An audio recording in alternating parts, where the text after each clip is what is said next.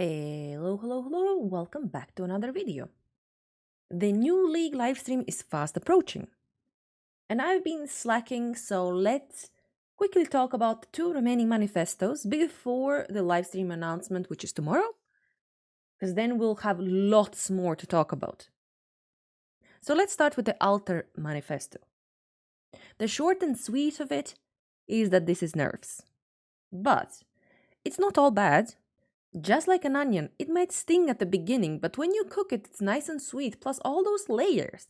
So let's look at those layers. It's nice that they included a TLDR at the beginning for short attention span people like me, but I did make the effort to read it all. Let's talk about that. As I said, even though the altars are nerfed, they are still gonna be good. Plus, they've made some changes to the rewards to make it feel worth your while. Being able to pick the exact reward, I think overall will be nicer, especially as the more basic of the basic currencies have been axed from the pool of rewards. Another awesome change is that Rusted Scarabs are moved to the core drop pool, plus a vendor recipe to upgrade them, so it won't feel quite so bad if you feel like farming Maven instead.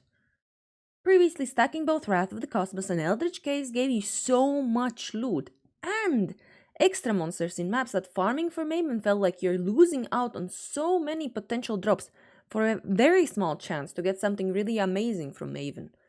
So now not only is GGG kinda nerfing the altars and the monsters, because previously you always got 60 packs of monsters, but now you can get between 20 to 60 packs. But they're also changing the keystones to only apply to their respective influences. So Wrath of the Cosmos will only apply to Searing Exarch, influenced maps, and Eldritch Gaze to Ether World maps. With both of these combined, you can kind of see that even with the cold rewards, we will be dropping a lot less items.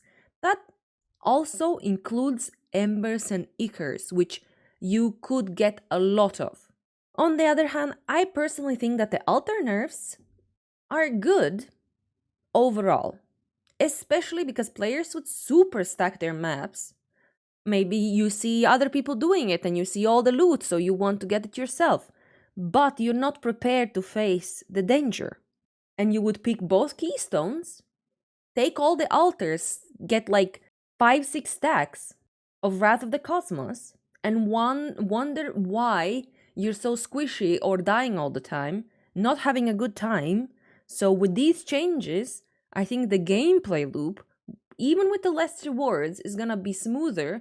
And maybe even you go through more maps because you're dying less, you're less frustrated, you're having more fun, and don't feel bad about it.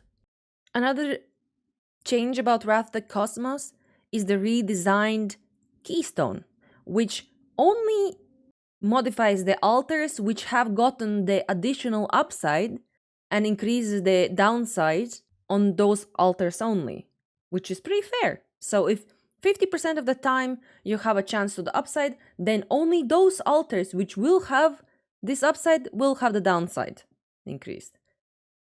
Fair. This is fair. Fairness is the game here, I guess, maybe. Not usually the case for GGG, but this is good. Another thing I want to talk about is boss rushing. GGG points out that a lot of players, which could be, it probably was the case, a lot of players would rush the map boss and kill the boss so they wouldn't get the boss options on the altars, which kind of maximizes the amount of loot you could get from the influence monsters. And this probably was happening quite a lot because you were dropping lots of loot if you stack both of the keystones. But another thing is not mentioned here is the map rushing, where you don't even kill anything, you just rush the maps till the first altar appears, so you can trigger the countdown for the invite for one of the Eldritch bosses. And in this case, you don't do anything in the map, you just go until the first altar, of course until you get to the last map in the loop where you have to kill the boss, but just to drop the invite. So this tactic is not addressed anywhere. Now, you could argue, oh, is this good, is it bad? And I personally love clearing my maps, but I have employed this tactic. Not this tactic here, but the tactic where you just spawn altars to trigger the boss invite to drop as fast as possible.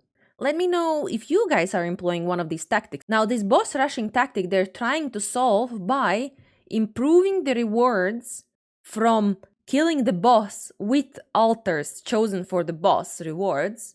Personally, a lot of the times I would only pick the boss rewards because, I don't know, that's just the way I like to do it. Not all the time, but most of the time. So this is a buff for me because I was doing it already. But yeah, this tactic probably was very common. You were getting lots and lots of rewards. The other tactic that people employed just to get the boss invites is not mentioned anywhere. So I bet that breaks the gameplay loop even more because you're not even engaging with practically anything in the map just to get to the boss. Let me know what you guys think. To conclude, at the peak, altars are nerfed quite significantly, I think, because using both keystones was just spewing out items, currency items, especially divination cards, eldritch currency items. For me personally, I will have to see how the Altar and Go gameplay loop works out with these nerf drops, because that was my preferred way of playing. I would just Altar and Go my maps, chisel Altar and Go, and I would sustain everything necessary to run this gameplay loop. And all the extra drops, I would be able to technically use it or sell it for gaining more currency to buy better items for my characters. Now, I don't think that it will be not worth doing Eldritch influences, but considering that they buffed Maven Witnessed map bosses, which could drop you an Awakened gem, it's kind of making it maybe a little bit more balanced. Then again, you're still getting extra monsters from the Eldritch maps, and you're getting more rewards because the Maven Witnessed map boss is just a normal map boss or slightly harder map boss, but it doesn't drop you anything guaranteed. It's just all random. But you might say there is the 10 boss invite that you can do. You drop a bunch of items there because you're killing 10 bosses, right? Well, they are quite underwhelming still. I mean, they're just normal bosses that you're killing there, normal map bosses that you're killing there, and you could drop something good because technically map bosses themselves have been buffed to incentivize you to kill them, so you can drop some specific rare or unique items, so on and so forth. But generally speaking, they're really not dropping that much. Now, if they were to add these Awakened gem drops to also the 10 boss invite encounter, maybe that would make it worth your while. But again, you have to do 10 different bosses. 10 different bosses and finding 10 maps that you're willing to run over and over to see if you can capitalize on this change is just like, I feel like people still will take Eldritch influences over Maven influence unless you are really, really fast at the gameplay loop. And then again, like loads of people before, they weren't even doing the map boss witness for the Maven gameplay loop. You would just be doing the special invites for Elder Guardians or Shaper Guardians or whichever one is really easy, like breach bosses. So yeah, I mean, this is nice.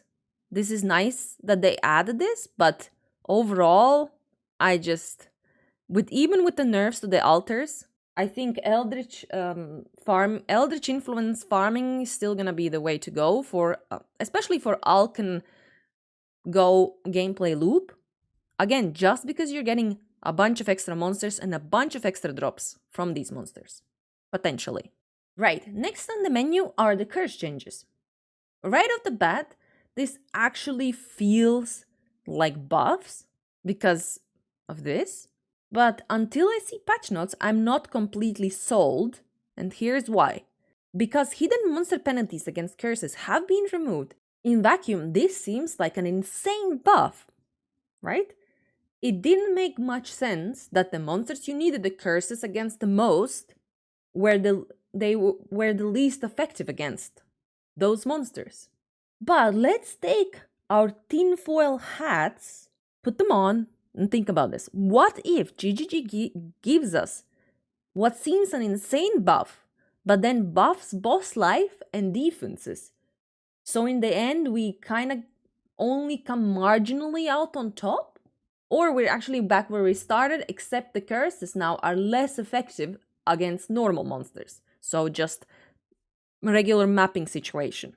Not saying that this is the case, because if you read the changes to the Cultist Ascendancy class, where they say that they removed things, moved things around, they do say that due to the significant increase in the power of hexes against tougher monsters, which makes me feel like there's not gonna be any kind of secret nerf. So this is just like a tinfoil hat moment. Have to wait until patch notes, if they were to include this kind of information in patch notes, because GGG has been known to be a little bit sneaky in the past. From reading through the whole thing, it does seem like this is a huge buff overall.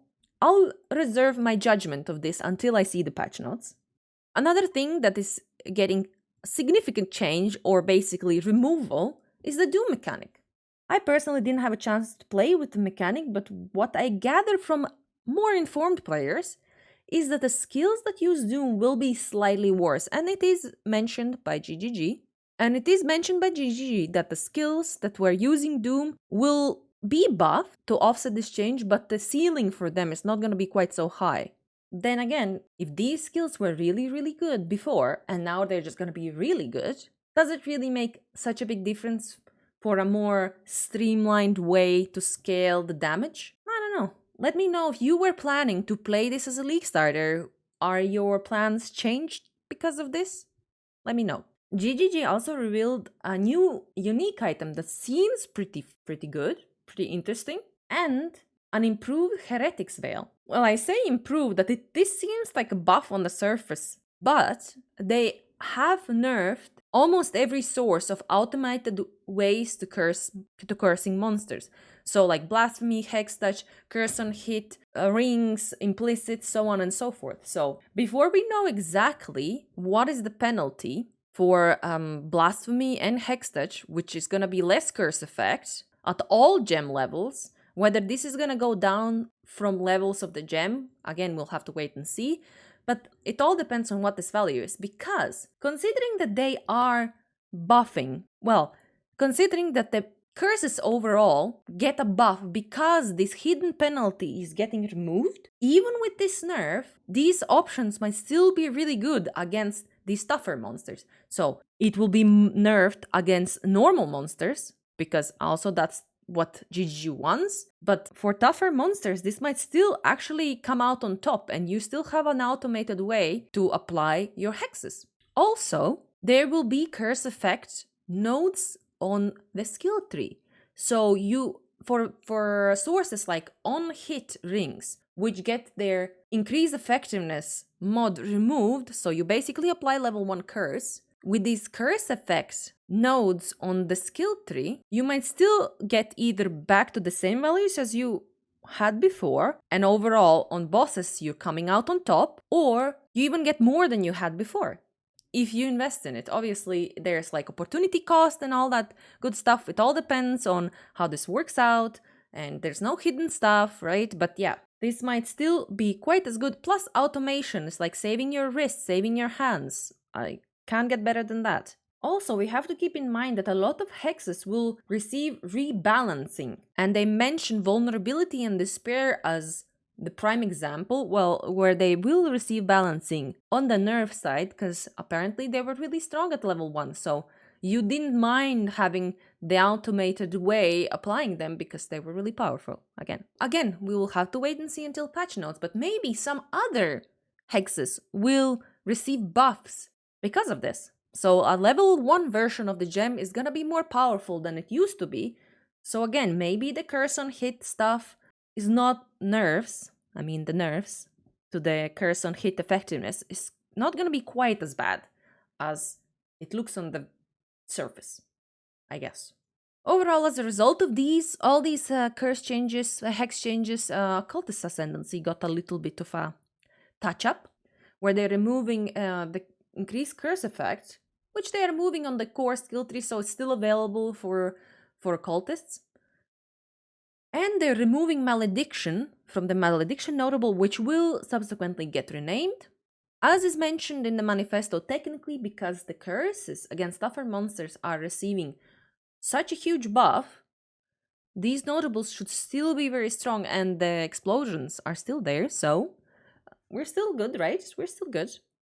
Another cool result of the penalty removal is that Enfeeble and Temporal Chains might become more relevant again. As a softcore player myself, I'll still might stick with the damage improving curses, especially because they get buffed against the bosses. I mean, what's not to love there?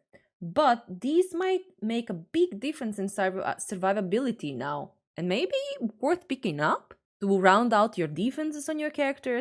I mean, it's not even that bad. It's quite not that hard nowadays to get a way to get additional curse on your character. So this might really incentivize some people to try to squeeze in a little bit of Enfeeble here, a little bit of temp chains there. So yeah, overall good change. To conclude, most of these changes are nice, right? Hexes are getting streamlined with their scaling, what's not to love. Hidden penalties are gone from monsters. Amazing. This is great for everybody, especially for newer players who might not even know that this penalty exists. And even for other players, which it made kind of annoying that there was this penalty, because what's the incentive to even try to use the curse? It's such a small difference. It made such a small difference, as is pointed out here, where it's temp chains, level 20 temp chains gem reduced pinnacle boss action speed by just 4% at level 20 gem. Maybe this will incentivize people to use more curses, pick up more nodes on the skill tree, which are getting buffed with occultist stuff, I guess. And even with the nerfs, so the automated stuff, it all depends on how high the nerfs are, I suppose. Even with the nerfs, it still might not be that bad, considering that they get such huge buff. Unless some tinfoil hat moment happens, they're getting such huge buff on the tougher monsters where you actually need that extra help the most. Can't wait for the patch notes. That's it for this video. Bye, bye, bye.